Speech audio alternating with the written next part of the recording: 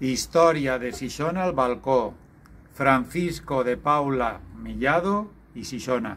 En altres ocasions hem parlat ja de Francisco de Paula Mellado, qui a mitjans del segle XIX s'havia convertit en un famós llibrer i editor de Madrid. La seva obra més coneguda era l'Enciclopèdia Moderna, perquè era la primera enciclopèdia en castellà.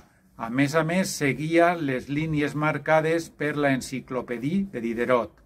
Però va ser també un gran viatger, va escriure molts llibres de viatges.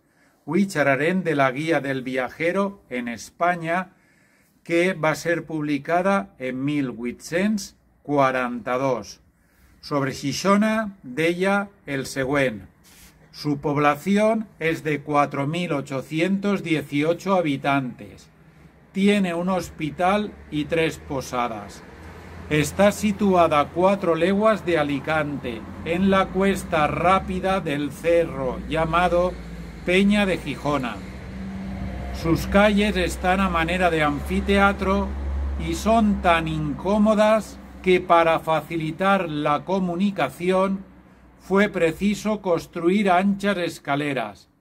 Tiene, sin embargo, 2 muy largas y espaciosas y llanas, con edificios muy decentes, y todas miran hacia las huertas o deliciosos jardines contiguos a la población.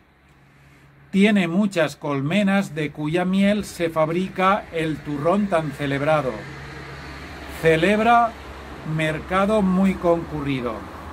Cal dir que d'aquest est el més important són les 2 carrers que ell nomena com a més llargs i plans de la població. Eren el carrer El Vall i el carrer La Vila. I a més dibuixa un paisatge diferent a l'actual, perquè tota Xixona estava rodejada d'hortes i jardins.